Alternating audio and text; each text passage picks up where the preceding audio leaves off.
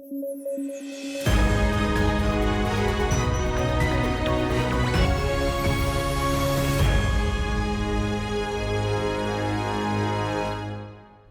News at 9 programme में आपका स्वागत है। मैं हूं अमृत उपाध्याय। आइए जल्दी से देखें आज के हेडलाइंस।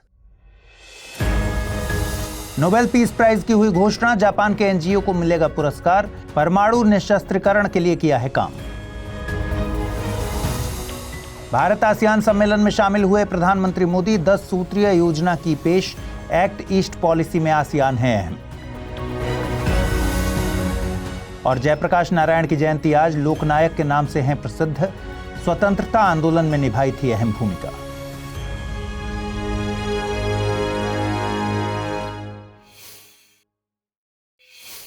आइए शुरू करें। नोबेल पुरस्कारों की कड़ी में शांति के लिए नोबेल पुरस्कार की घोषणा कर दी गई है। 2024 के लिए शांति का नोबेल पुरस्कार जापान के एनजीओ निहोन हिडेन्योको को दिया जाएगा। नोबेल शांति पुरस्कार के लिए निर्णय नॉर्वेजियन नोबेल कमेटी के द्वारा लिया गया है। ध्यान रखिए कि नोबेल शांति पुरस्कार नॉर्वे में दिया जाता है, जबकि अन्य पुरस्कार स्वीडन में दिए जाते हैं। नोबेल पुरस्कारों की घोषणा हर साल अक्टूबर में की जाती है। नोबेल पुरस्कार हर साल 10 दिसंबर को अल्फ्रेड नोबेल की पुण्यतिथि पर प्रदान किए जाते हैं, जिसे नोबेल दिवस कहते हैं। निहोन हिडेन्योको नाम के इस जापानी एनजीओ ने परमाणु मुक्त दुनिया बनाने के लिए बहुत प्रयास किए हैं। इस एनजीओ ने फिर से परमाणु हथियारों का प्रयोग न हो, ये सुनिश्चित करने के लिए यूएन में सालाना अपने प्रतिनिधि भेजे, पीस कॉन्फ्रेंसेस आयोजित की, लगातार परमाणु निशस्त्रीकरण के लिए दुनिया के सामने टेस्टिमोनियल्स प्रेजेंट किए। देखिए, दुनिया के इतिहास में पहली और आखिरी बार परमाणु बम का इस्तेमाल दूसरे विश्व युद्ध में हुआ था। अगस्त 1945 में जापान के 2 शहरों हिरोशिमा और नागासाकी पर यूएसए ने परमाणु हमला किया था। 6 अगस्त 1945 को हिरोशिमा परमाणु बम हमले का शिकार होने वाला दुनिया का पहला शहर बना। यह हमला इतना जबरदस्त था कि कुछ ही पल में 80,000 से ज्यादा लोगों की मौत हो गई। बम धमाकों से लोग सीधे सीधे जल गए। 1 मिनट के भीतर 80% हिरोशिमा शहर खाक हो गया। इसके बाद हजारों लोग परमाणु विकिरण के चलते हुई बीमारियों से भी मरे। जापान हिरोशिमा के हमले से उबर भी नहीं पाया था कि दूसरे जापानी शहर नागासाकी पर भी परमाणु हमला हुआ। नागासाकी पर गिराया गया परमाणु बम हिरोशिमा से ज्यादा ताकतवर था। नागासाकी पर हमला 9 अगस्त को हुआ। यूएसए ने इस हमले को अमेरिका के नौसैनिक बेस पर्ल हार्बर पर जापानी सेना द्वारा किए गए हमले का बदला बताया। नागासाकी पर हमले के बाद जापान ने भी समर्पण कर दिया और दूसरा विश्व युद्ध खत्म हो गया। लेकिन इस परमाणु हमले की भयानक यादें दुनिया से कभी खत्म नहीं होंगी। निहोन हिडेन्योको हिरोशिमा और नागासाकी के परमाणु हमले के सर्वाइवर्स द्वारा शुरू किया गया ग्रास रूट मूवमेंट है। इस एनजीओ को ऐसे वक्त में नोबेल पीस प्राइज से सम्मानित किया गया है जब दुनिया किसी नई जंग के मुहाने पर है। रूस यूक्रेन हो या फिर पश्चिम एशिया में इजराइल की जंग, हर देश हथियारों की धौंस दिखा रहा है। ऐसे वक्त में इन मुल्क के ठेकेदारों को ये मालूम होना चाहिए कि परमाणु हथियारों से ज्यादा खतरनाक कुछ भी नहीं। इन हथियारों के बूते ताकत की आजमाइश बंद होनी चाहिए। मानव सभ्यता के इतिहास में अब परमाणु हमले जैसी स्थिति कभी नहीं बननी चाहिए। प्रधानमंत्री नरेंद्र मोदी भारत आसियान सम्मेलन में हिस्सा लेने लाओस गए हुए हैं। 10 अक्टूबर से 21वां भारत आसियान सम्मेलन शुरू हो गया है। देखिए, इस साल भारत की एक्ट ईस्ट पॉलिसी को 10 साल पूरे हो रहे हैं। इसे मार्क करने के लिए प्रधानमंत्री नरेंद्र मोदी ने एक 10 पॉइंट प्लान पेश किया है। इसमें ASEAN India cyber policy dialogue 2025 भी शामिल है। 10 पॉइंट प्लान के मेन पॉइंट्स की बात करें तो 2025 को आसियान भारत पर्यटन वर्ष के रूप में मनाने की बात कही गई है। इसे संयुक्त तौर पर मनाने के लिए भारत $5 मिलियन अमेरिकी डॉलर उपलब्ध कराएगा। कई सारे इवेंट्स के जरिए एक्ट ईस्ट पॉलिसी का दशक समारोह मनाया जाएगा। इसके अलावा आसियान भारत विज्ञान और प्रौद्योगिकी विकास फंड के तहत आसियान भारत महिला वैज्ञानिक सम्मेलन का आयोजन होगा। 2025 तक आसियान भारत वस्तु व्यापार समझौते की समीक्षा की जानी है। भारत के नालंदा विश्वविद्यालय में छात्रवृत्तियों की संख्या दोगुनी किए जाने का प्रस्ताव है। डिजिटल और साइबर रेजिलियंस को मजबूत करने की दिशा में आसियान भारत साइबर नीति वार्ता की एक नियमित व्यवस्था शुरू की जाएगी। ग्रीन हाइड्रोजन पर वर्कशॉप और जलवायु परिवर्तन की दिशा में एक पेड़ मां के नाम अभियान में शामिल होने के लिए आसियान नेताओं को आमंत्रित किया गया।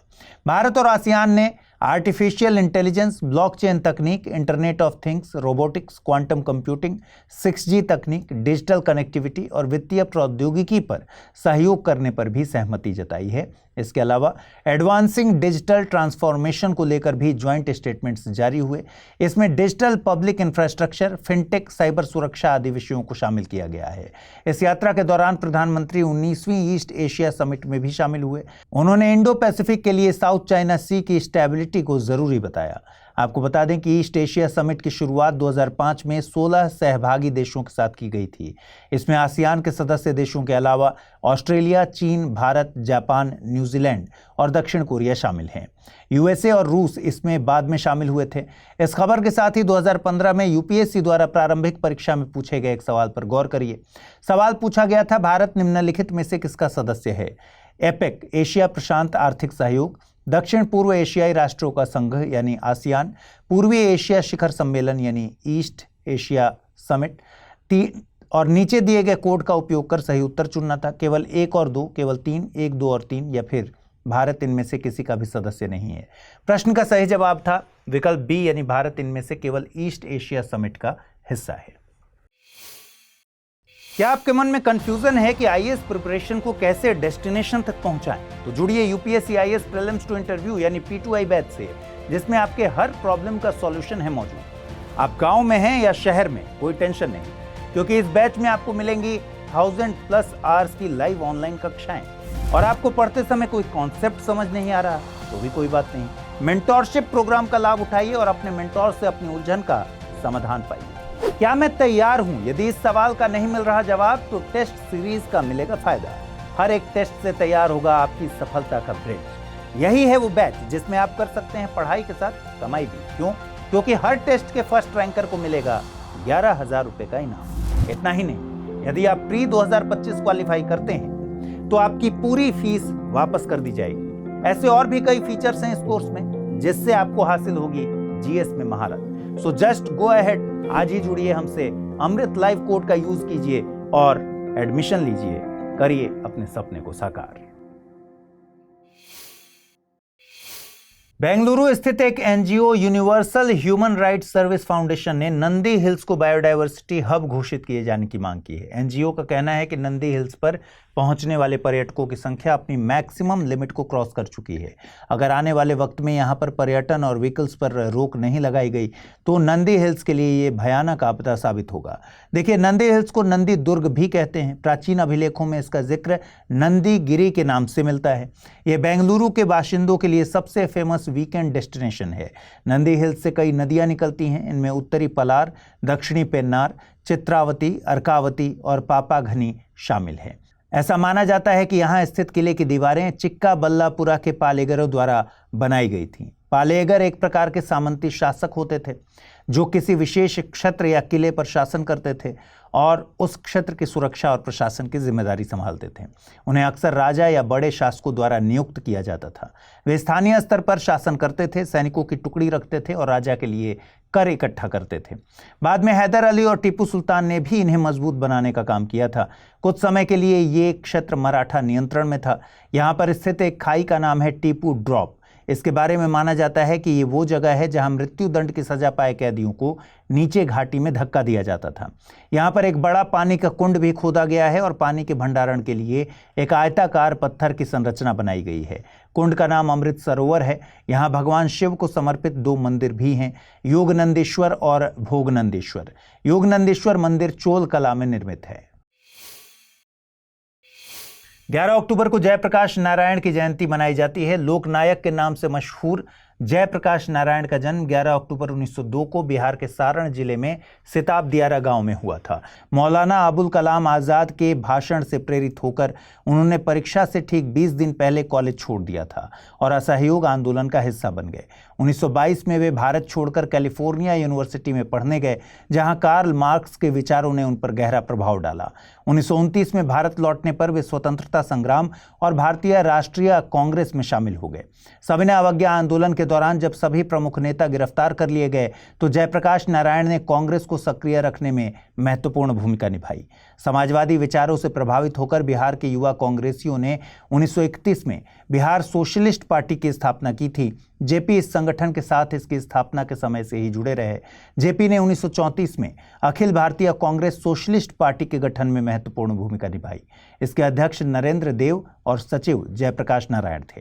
भारत छोड़ो आंदोलन के दौरान भी वे फ्रंट पर आए। उन्होंने राम मनोहर लोहिया और अरुणा असफ अली के साथ मिलकर सभी वरिष्ठ नेताओं की गिरफ्तारी के बाद आंदोलन की कमान संभाली। जल्द ही उन्हें गिरफ्तार कर लिया गया और हजारीबाग सेंट्रल जेल ले जाया गया। यहां से वे नवंबर 1942 में दिवाली की रात को फरार हो गए। यहां से निकलकर उन्होंने नेपाल में आजाद दस्ते का गठन किया। वे आचार्य विनोबा भावे के भूदान आंदोलन में भी शामिल रहे। उन्होंने संपूर्ण क्रांति का नारा दिया था।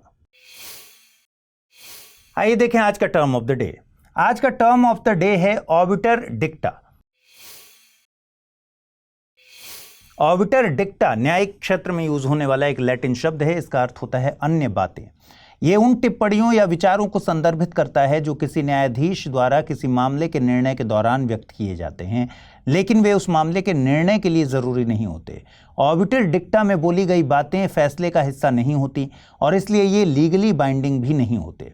हालांकि भविष्य के मामलों में इन्हें संदर्भ के तौर पर इस्तेमाल किया जा सकता है। इसका मुख्य मकसद भविष्य के न्यायिक मामलों को दिशा प्रदान करना होता है, लेकिन ये फैसला नहीं होता।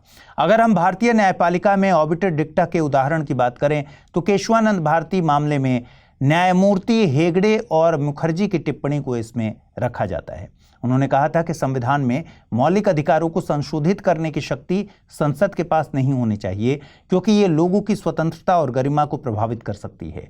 यह टिप्पणी अंतिम निर्णय के लिए जरूरी नहीं थी, क्योंकि मुख्य निर्णय संविधान की मूल संरचना पर केंद्रित था। आइए देखें आज के रैपिड न्यूज में क्या है खास। GHI यानी ग्लोबल हंगर इंडेक्स 2024 जारी किया गया है। इस साल भारत 127 देशों में 105वें स्थान पर है, जबकि पिछले साल 111वें स्थान पर था। हालांकि भारत का स्कोर 27.3 है, जो अभी भी भारत में भूख के गंभीर स्तर को दिखाता है। वहीं नेपाल, श्रीलंका और बांग्लादेश की स्थिति भारत से बेहतर है और पाकिस्तान भारत से कुछ ही स्थान पीछे 109वें स्थान पर है। GHI का स्कोर 4 आयामों under nourishment, child mortality, child stunting और चाइल्ड वेस्टिंग के आधार पर कैलकुलेट किया जाता है। इन 4 संकेतकों के आधार पर भूख की गंभीरता को 100 पॉइंट स्केल पर मापते हैं, जिसमें 0 सबसे अच्छे और 100 सबसे खराब स्कोर के रूप में माना जाता है। Indian association for the cultivation of science Kolkata के वैज्ञानिकों ने एक नई चिकित्सा पद्धति विकसित की है। यह विशेष रूप से वर्तमान में कैंसर उपचारों के प्रति प्रतिरोधी मरीजों के लिए महत्वपूर्ण और सटीक साबित होगी। दरअसल कैंसर कोशिकाओं में ट्रीटमेंट के समय ड्रग रेजिस्टेंस विकसित हो जाती है, जिससे ट्रीटमेंट प्रभावित होता है। यह खोज बताती है कि कैंसर कोशिकाएं कोशिका विभाजन के दौरान DNA को रिपेयर कैसे करती हैं और एंजाइम TOP1 यानी टोपोइजोमेरेज 1 को टारगेट करने वाली कीमोथेरेपी पर कैसे प्रतिक्रिया करती है, जिससे अक्सर दवाओं के लिए प्रतिरोध की स्थिति बनती है। इसमें 2 प्रमुख प्रोटीनों CDK1 यानी साइक्लिन डिपेंडेंट काइनेज 1 और TDP1 यानी टायरोसिल DNA फॉस्फोडाइएस्टरेज 1 के बारे में बताया गया है।